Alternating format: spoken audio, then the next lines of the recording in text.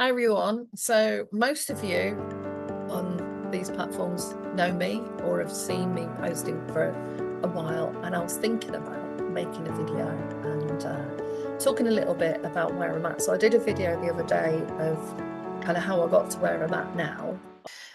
But after 25 years in psychology and mental health work, I'm not immune to anxiety, panic, fear, and mind races. I faced it all and I still do every day.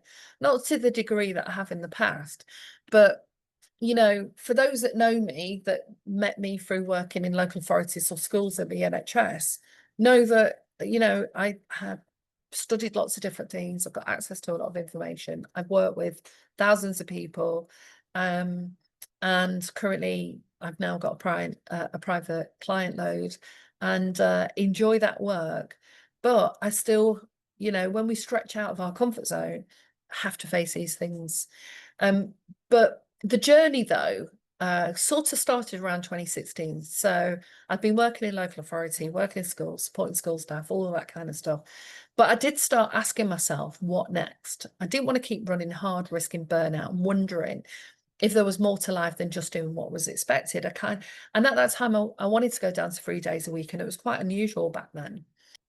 So I started small though, having my sideline of writing some blogs. I created a website, just to start to make some shift. Because when we're stuck and we don't know what to do, sometimes we ignore those little nudges, those little things like, have you tried? Have you read that book?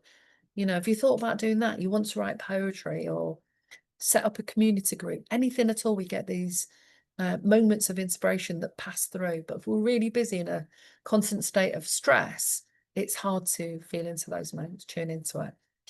And so partly what fed into this as well was all that was going on in 2016, and I'd done my website and write my blog, and I started to get into photography, and I was working, I'd left NHS and went working at the university. And then, as I've mentioned on a couple of videos, I had a car accident in 2019 and I had 3 years of pain. The first year was hell.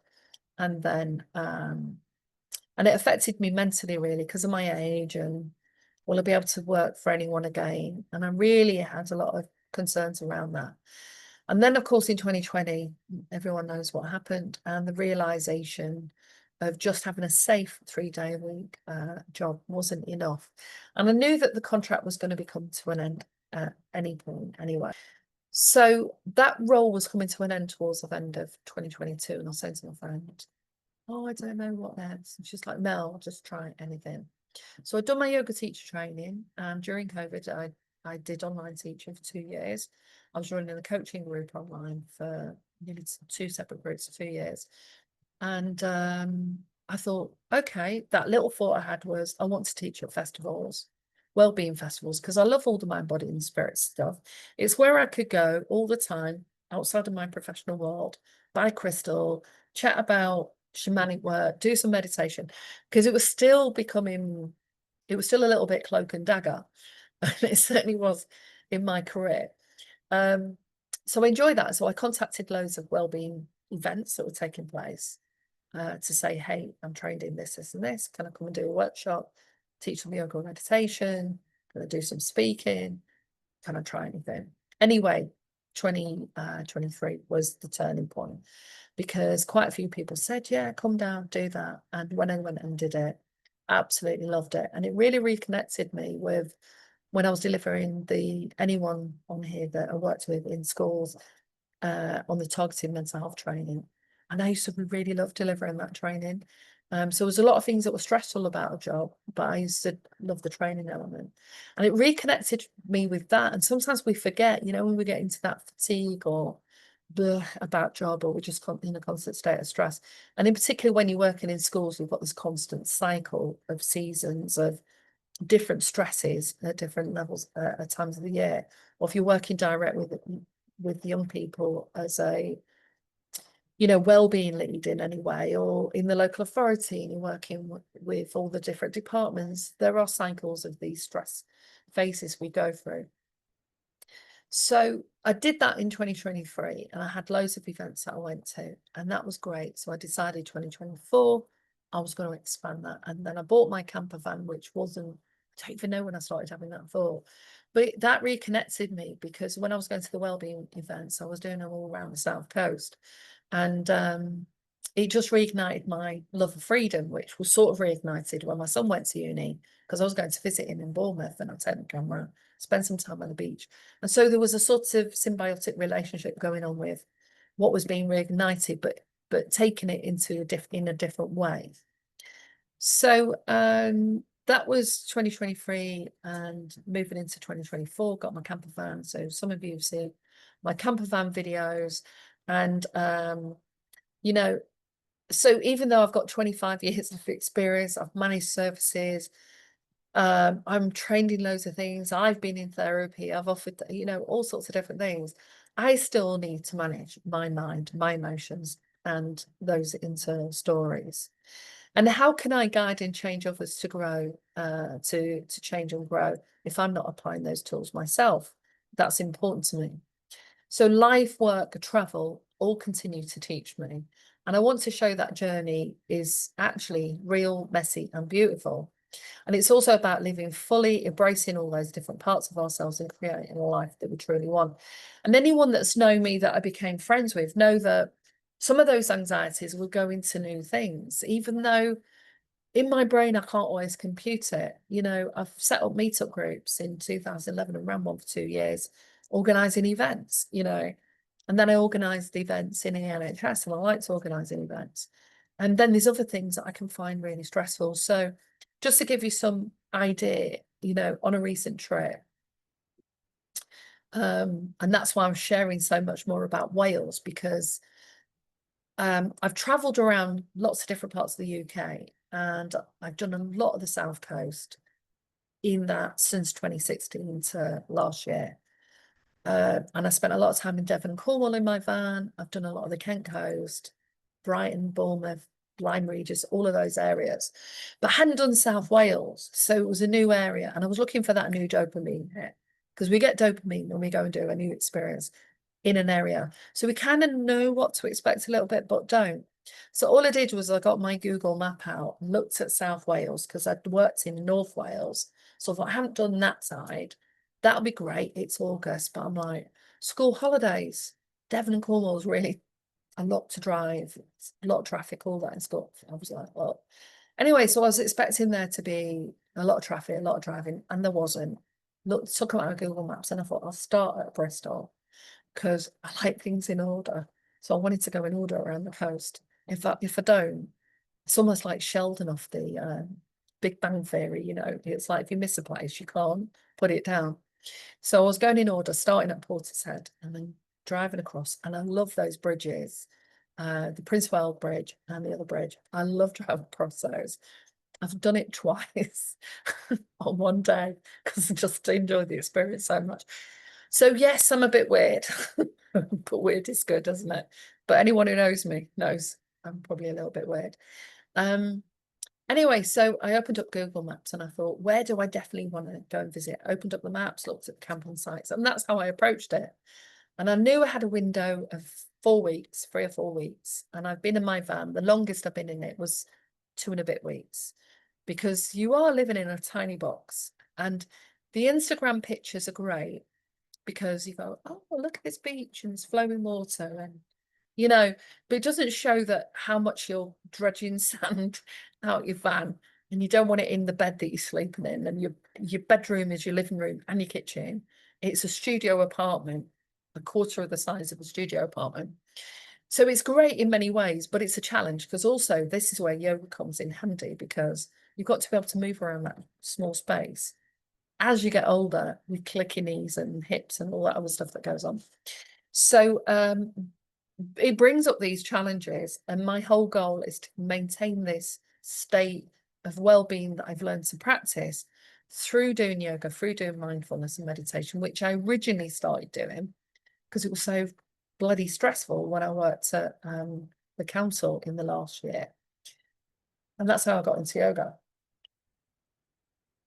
But I realised that sitting like Zen for 1 hour a week was not cutting it. So that's why I started doing it more. And then I went and did the training, and just yoga became a lifestyle rather than just putting on lycra and going to a class.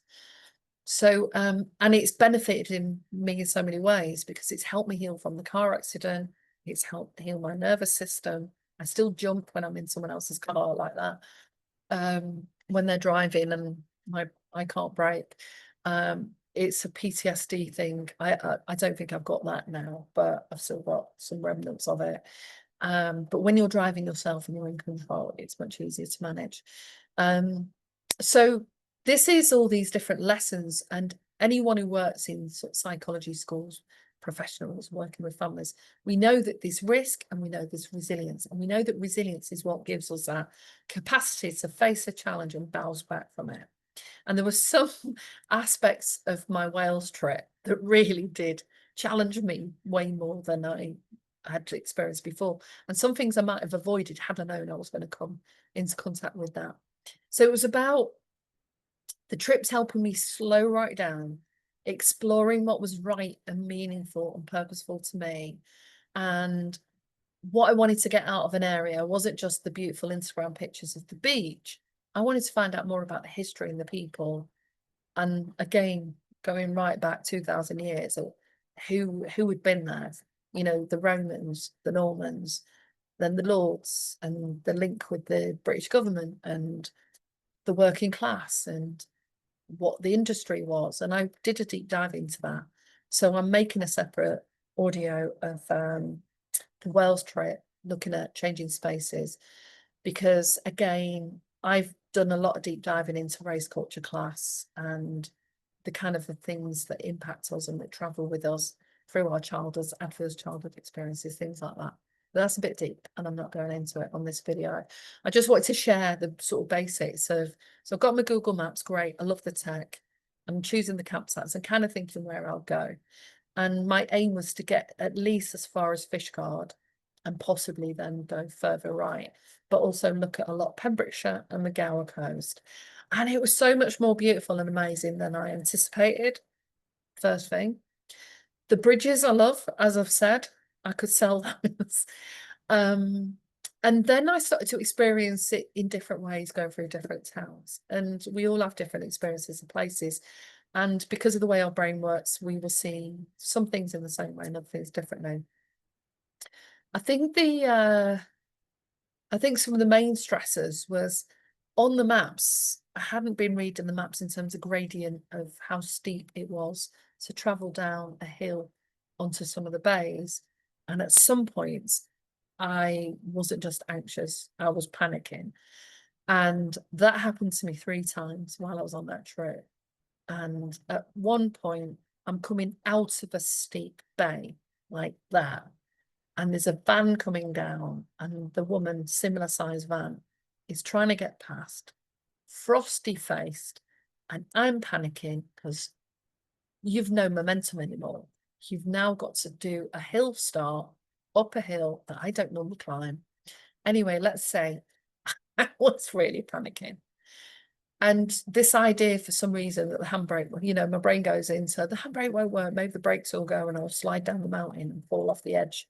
You know, that sort of internal dialogue that we have to manage all the time when our stress is activated. So it's good to be aware of what your stress is and what potentially will get activated. So I have to go, no, I'll be all right, I'll be fine, I'll be fine. What's the worst that can happen?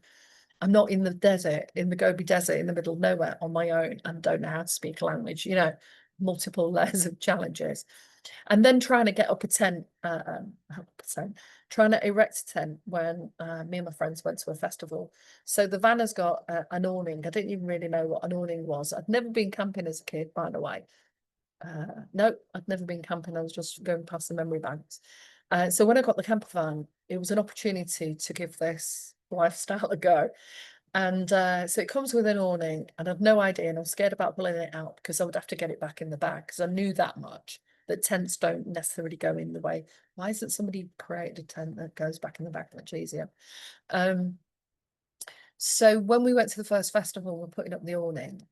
Me and my friend were trying to do it, and neither of us really knew what to do. We sort of went on YouTube, I think, a couple of times. And then my third friend come over, and I think she was in the guides. and she managed to put it up. So I realised it takes 3 people to get this awning up. Now it's really thick material, it's great, and it's much warmer in there.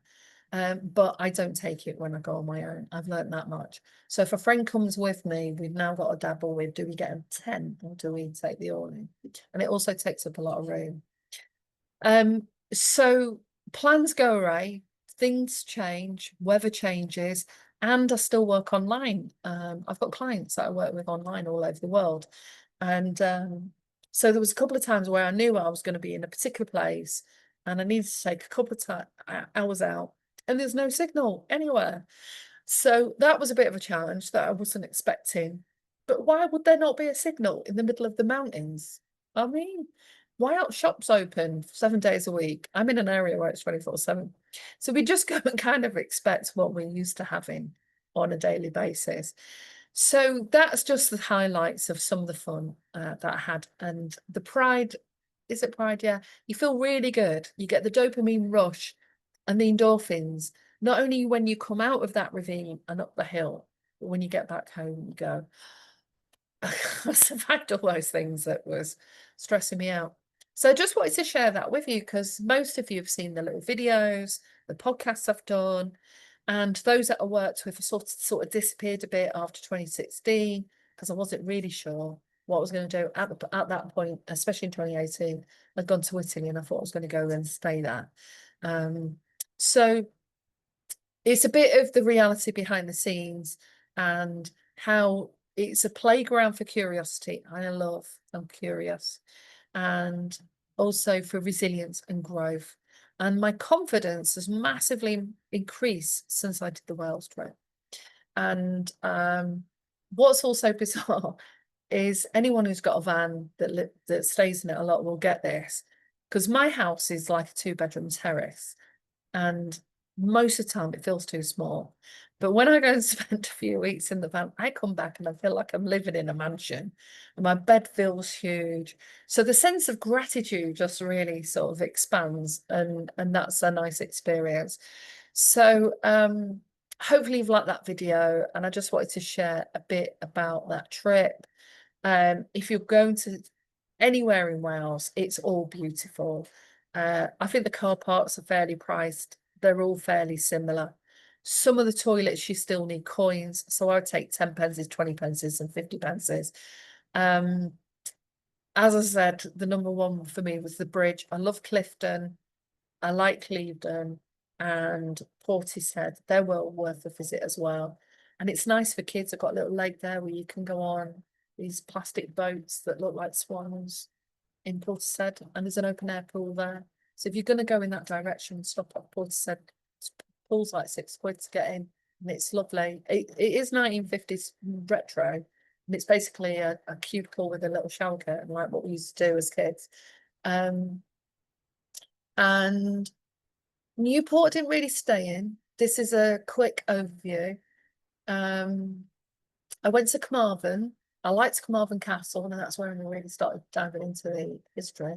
Tenby was beautiful. Saundersfoot was amazing, but that was where one of the places, can't remember the other bays.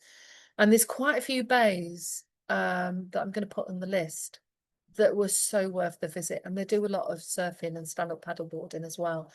I really liked, and I didn't spend enough time. So when I go back, I'm going to. Name's gone, it'll come back to me in a minute. So the whole Pembrokeshire coast, worth visiting. St David's, I loved. I actually spent nearly 3 days there. A lot of time in the cathedral and in the ruins next to it, because it's right in it's called a city, but it's actually like a village. It's steep, so if you've got mobility issues, start training now on an incline of 15 at least, because I thought my heart was going to pop out going up that road several times, because I parked in the car park at the bottom and walked up, but there is a car park at the top as well. So there's plenty of car parking space. St David's beautiful. It's free to get in there, but you pay to go into the Bishop's Palace, which is worth it. It's nice. I'm not normally into things like that, but I don't know, maybe it's a thing about getting older. Fishguard was beautiful, but it was like a ghost town. I think they all went somewhere else. And of course, you can get the ferry there to Ireland, which I was dabbling with as an idea. And there's some beautiful pockets, especially St David's, because it's got St Non's, Wells, and there's about 5 different places. And apparently if you go to St David's, I don't know how true it is, it's like 2 visits to St David's, it's like 1 visit to Rome. So look at that, what I've come back with. And I've got my little pendant that I bought from there. So hopefully you've liked this video, and hello to everyone that I haven't seen for ages. I hope you guys are all doing well. My videos are really just about inspiring people to create a life that they love, and whether they're still working full-time or part-time, and work out how to do that, you know, whether it's short bursts or as mine are going in longer bursts, because I decided that's what I want in my life to look like. And it's looked like that in 2022, 23, 24, and now 25. So I've got to consider what my plan is for autumn and winter. And it's a great way to start combining all the different things I'm interested in. I'm definitely going to go back to Wales. I want to spend time that I haven't been to for ages. But I liked, when I come back from Shrewsbury, I went to a couple of villages around Hereford. So there's Landred, North Wales, and there's, I think it's Rosselwine, Haywarn. Really lovely around there. And I passed through there when I was coming from the Campervan festival. And I thought, I'm definitely going back there. And I want to go further around the coast. And I might go, I think actually going in autumn again, maybe I'll go in October. Could be really lovely. You know, if there's still some sunshine, even if there's a bit of rain and it's cooler, because it was incredibly hot. So I've just fished all the sand out my van and washed it, because it ends up being like crystals all over the outside of the van, and got down to doing practical stuff again. So yeah, like and subscribe if you're on my YouTube page, and I've got a load more videos due to come out. And the Wales trip, where I go deeper, looking at personal, political, and all those levels and sectors of society, and my experience of that is going to be called Changing Spaces, which links and connects with the masters that I did a good while ago, because I'm resurrecting that a little bit as well. So yeah, bye for now.